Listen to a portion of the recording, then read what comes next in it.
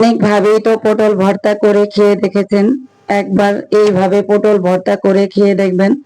পরিবারের সবাই আপনার ভর্তার প্রেমে পড়ে যাবে। আসসালামু আলাইকুম। খাস বাঙালি রান্না করে আজকের রেসিপি হলো পটল ভর্তা। আমি পটল আলু ছোট করে কেটে নিয়েছি, তা পরিষ্কার পানি দিয়ে ধুয়ে নেব। আগে থেকে একটা প্যান বসিয়ে রেখেছি, তাতে পানি দিয়ে পানি গরম হয়ে গেছে, তাতে ধুয়ে রাখা পটল আলু দিয়ে দেব। হাফ চামচ হলুদ গুঁড়ো, 4-5টা কাঁচামরিচ, আস্ত রসুন, কোচানো পেঁয়াজ, 1 চামচ লবণ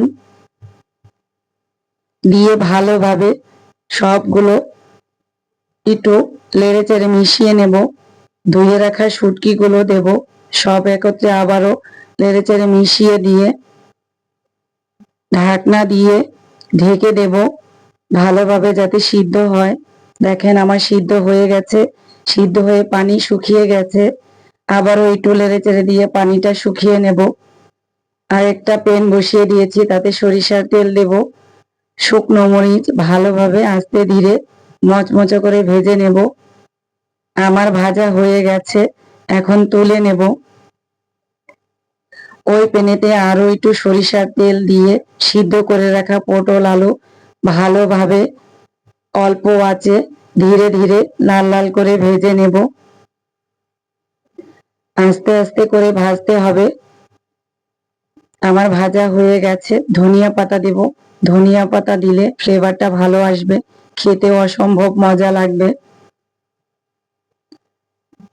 আমার ভাজা হয়ে গেছে, এখন নামিয়ে নেব। আমি পাটায় শুকনো মরিচ, আরো অল্প লবণ, আদা দেব। আদা দিলে ভর্তার ঘ্রাণটা ভালো হয়।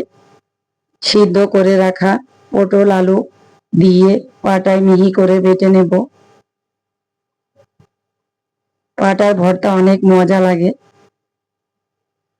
এখন সরিষার তেল দিয়ে মাখিয়ে ভর্তাটা বানিয়ে নেব। দেখেন কি সুন্দর একটা কালার আসছে। এইভাবে ভর্তা বানালে পরিবারের সবাই পছন্দ করবে।